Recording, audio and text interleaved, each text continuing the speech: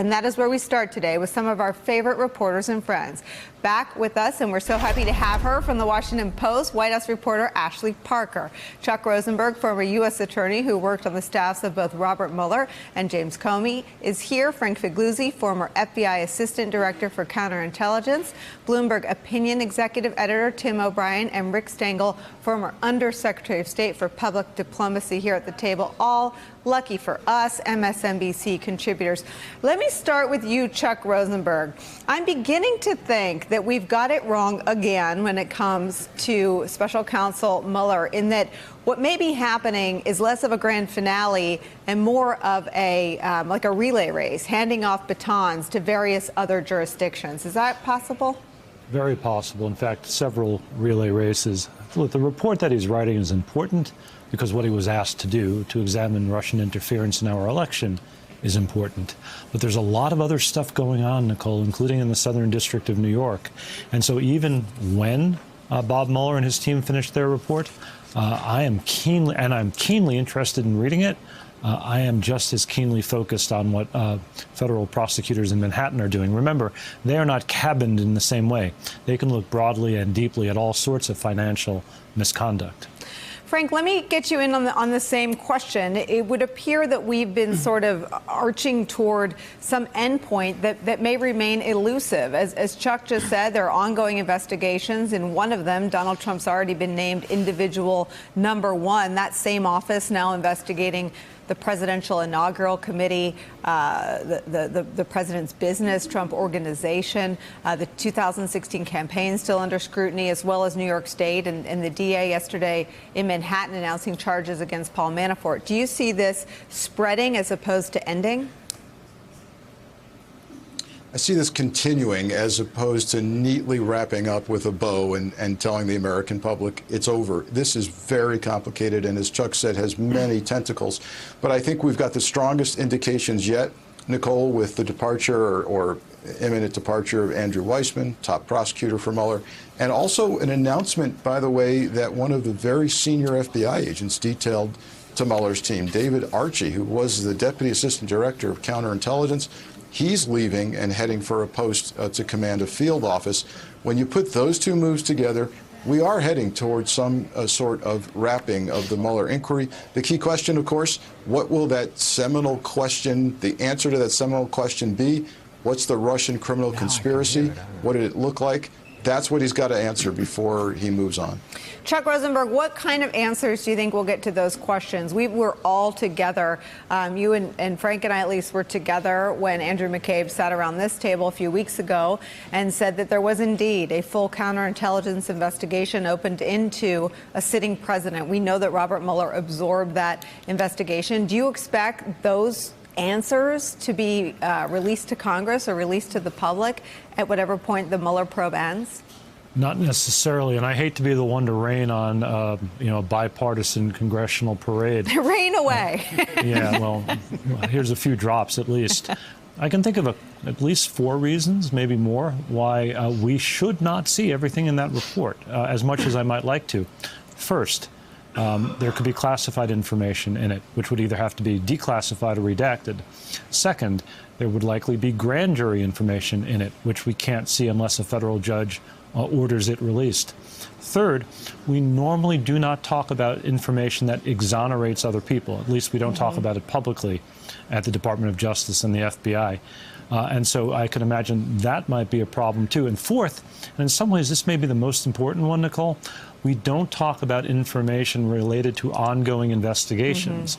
And so even if 420 members of Congress want to see the report, I can assure you that 420 members don't want to step on ongoing investigations. So they need to be careful about what they're asking for. I understand it's only symbolic, but it's raising expectations, and there may be very good reasons why we should not yet see the entire report. Well, Chuck, let me do a little bit of raining alongside you. We can be neighboring storm clouds here. The point there was that 420 of them took that symbolic vote today, but there were not 420 members of Congress who wanted to protect Robert Mueller's job in the first place. So the idea that now they want to see all of his work when they didn't view the mission, the core mission, essential enough to protect his job seems hypocritical at best.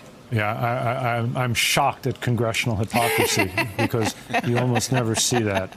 But here's the thing. It's hard for any member of Congress to vote against transparency, but I think there's a better formulation, which would go something like this.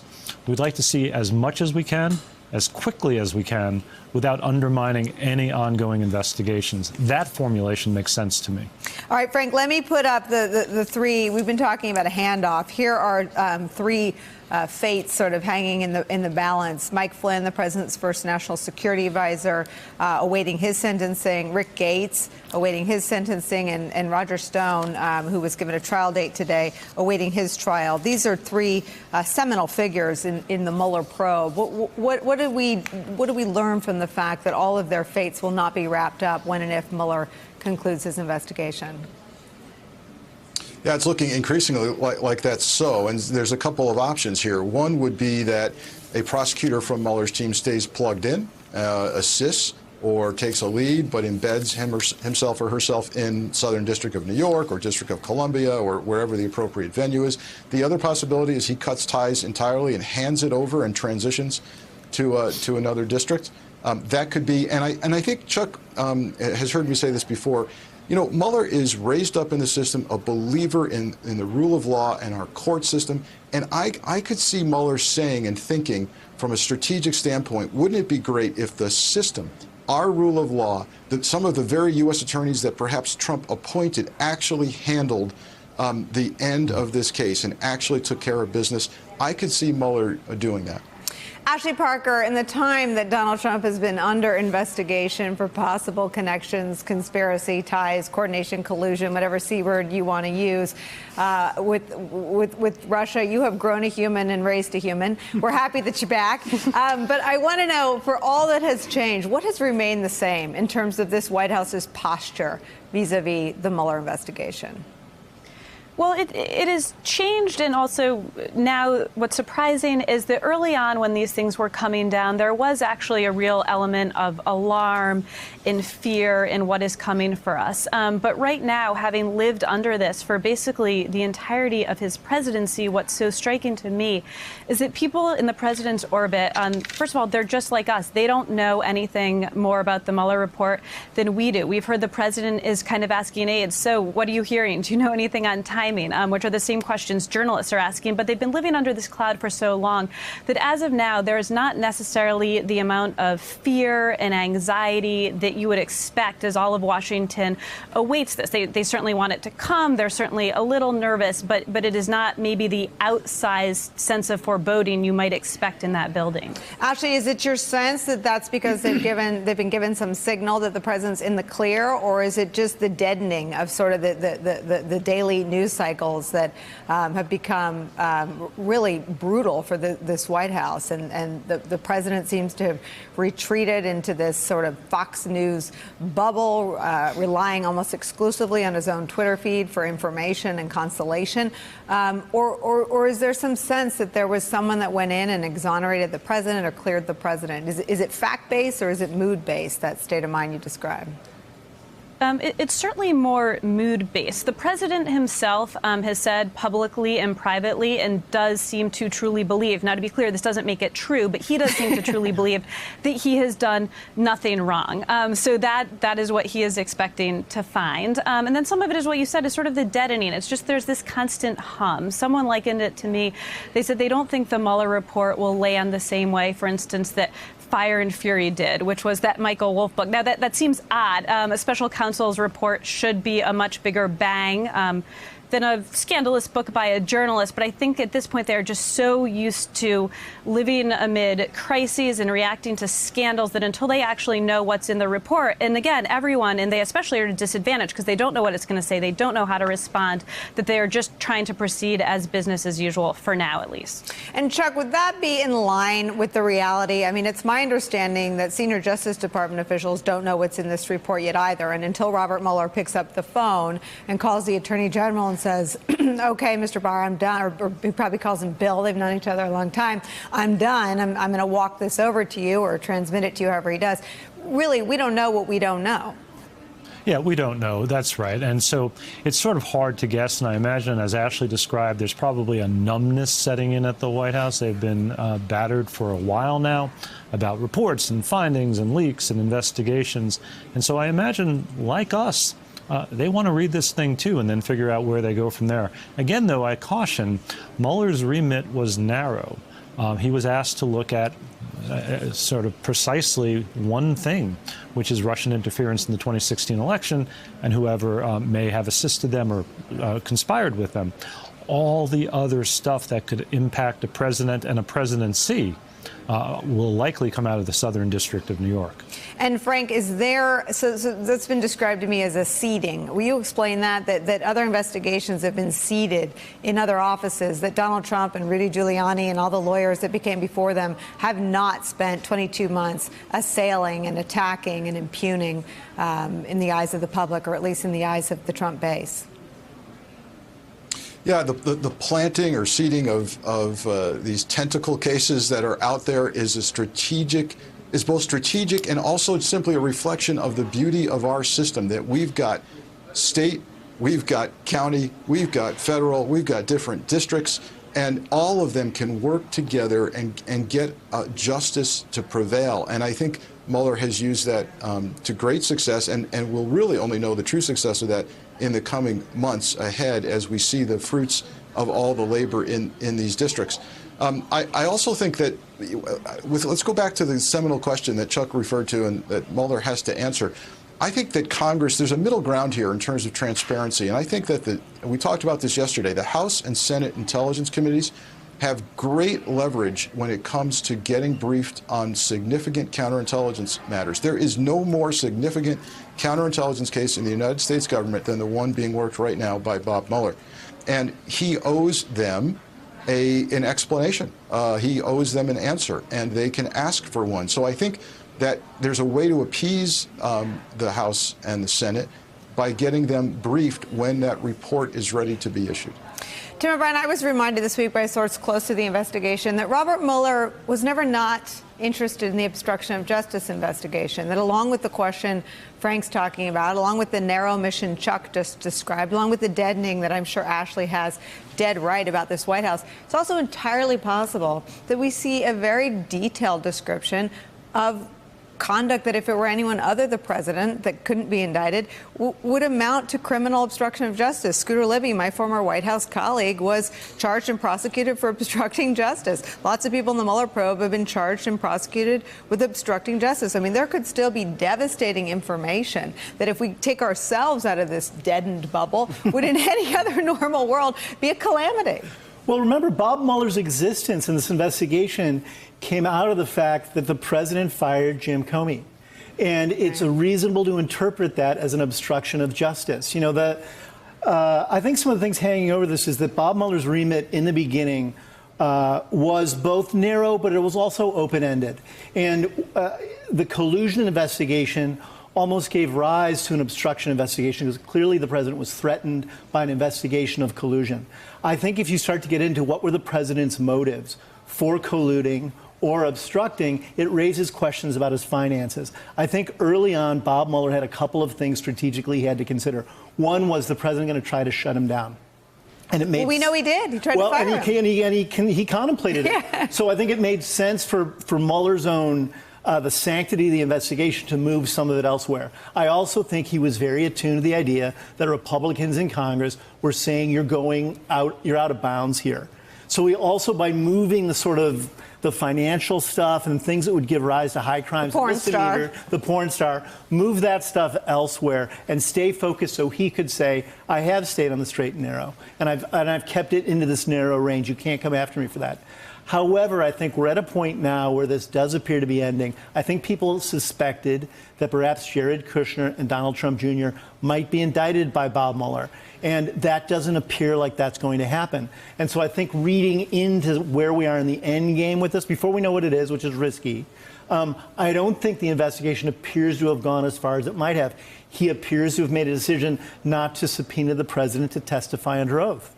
And I think that comes from who Bob Mueller is. He's an institutionalist. He believes in the rule of law. We're lucky to have him for those reasons. But it also makes him cautious, I think, about how far he wants to push boundaries around some of these issues. I was also reminded by a former senior national security official that what Bob Mueller had access to was, to put it simply, everything.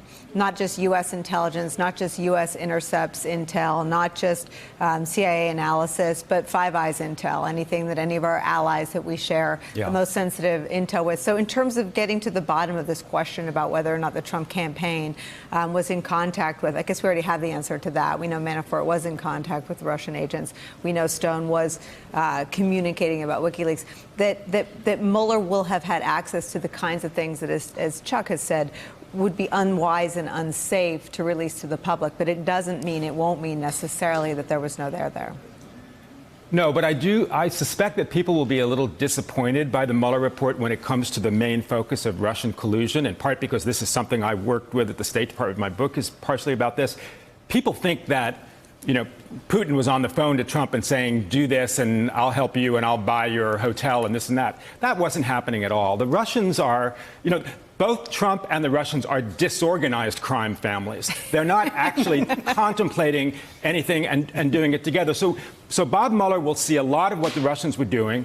I think it'll be a bit of a mystery what happened between them. But as everybody has said, and Chuck has mentioned, and Frank, he is handing stuff off to the Southern District and to other people. The thing is, if you're a prosecutor and you're looking for some kind of crime in the Trump family and the organization, you can close your eyes and throw a dart and hit something. So Mueller is hitting stuff all the time, but it doesn't go to his focused remit. That's why he's passing it on to other people. So even though the Mueller report may be a little disappointing when it comes to the Russian collusion, there's all of this other stuff that is going to be happening at the same time. I want to just pick up one thread that Chuck Rosenberg and I pulled yesterday at the end of this program.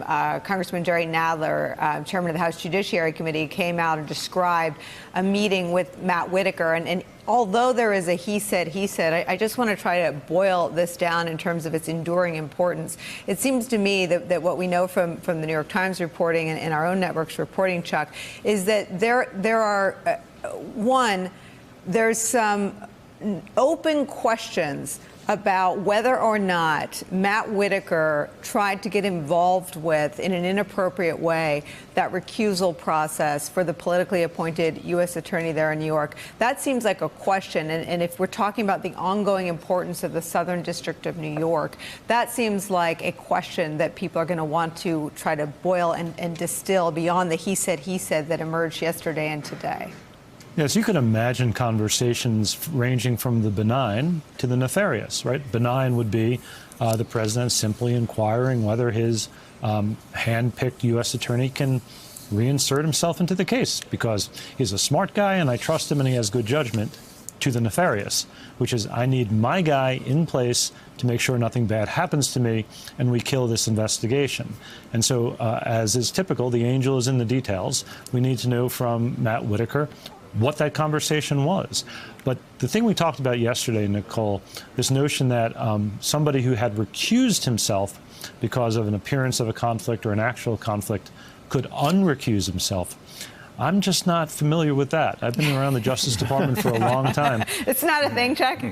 It's not a thing in my experience. And so this notion of unrecusal, again, could be benign, a president who doesn't understand that simple concept, or nefarious. Get my guy back in because I need someone to protect me. And just the last point, we know that what prosecutors and investigators look for sometimes is patterns, and there is a pattern there. Donald Trump desperately wanted Jeff Sessions to unrecuse himself, sent his White House counsel Don McGahn out to get Jeff Sessions to unrecuse. We also know that's one of the flashpoints in the obstruction of justice investigation being conducted by Robert Mueller, right? That's right. And so, and you're right. We like patterns because patterns evince intent, and intent is how we convict. And so when you start to see the president or his minions seeking the unrecusal of people who can help the president and protect the president and make sure nothing bad happens to the president, that starts to look like a pattern, which starts to look like intent.